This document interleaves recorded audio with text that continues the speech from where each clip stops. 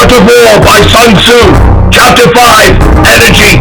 Sun Tzu said, the control of a large force is the same principle as the control of a few men. It is merely a question of dividing up their numbers.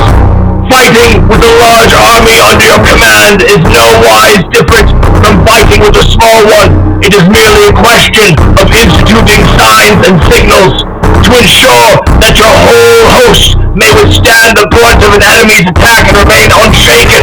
This is effected by maneuvers direct and indirect. That the impact of your army may be like a grindstone dashed against an egg. This is affected by the science of weak points and strong. In all fighting, the direct method may be used for joining battle, but indirect methods will be needed in order to secure victory. Indirect tactics, efficiently applied, are inexhaustible as heaven and earth, unending as the flow of rivers and streams. Like the sun and moon, they end but to begin anew. Like the four seasons, they pass away to return once more. There are not more than 5 musical notes, yet the combination of these 5 give rise to more melodies that can never be heard. There are not more than 5 primary colors: blue, yellow, red, white, and black. Yet in combination, they produce more hues than can ever be seen. There are not more than 5 cardinal tastes: sour, acrid, salt, sweet, bitter. Yet combinations of them yield more flavors than can ever be tasted. In battle, there are not more than 2 methods of attack: the direct and the indirect. Yet those 2 in combination give rise to an endless series of maneuvers. The direct and the indirect lead on to each other in turn. It is like moving in a circle. You never come to an end. Who can exhaust the possibilities of their combination? The onset of troops is like the rush of a torrent, which will even roll stones along in its course. The quality of decision is like the well-timed swoop of a falcon, which enables it to strike and destroy its victim. Therefore, the good fighter will be terrible in his onset and prompt in his decision.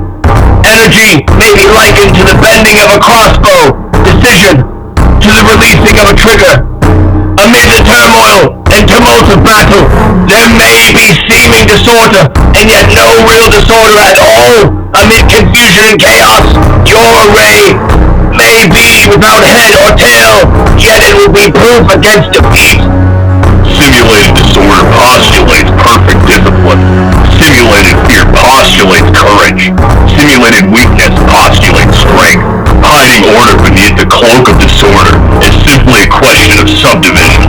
Concealing courage under a show of timidity presupposes a fund of latent energy. Masking strength with weakness is to be affected by tactical dispositions. Thus, one who is skillful at keeping the enemy on the move maintains deceitful appearances, according to which the enemy will act. He sacrifices something that the enemy may snatch at it.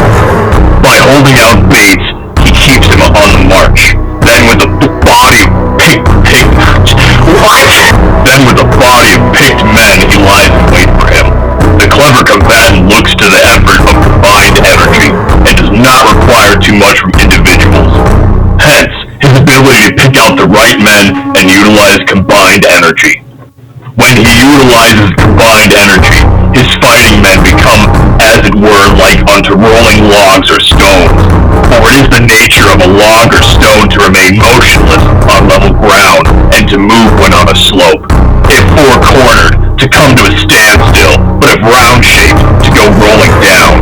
Thus, the energy developed by good fighting men is as the momentum of a round stone rolled down a mountain thousands of feet in height. So much on the subject of energy.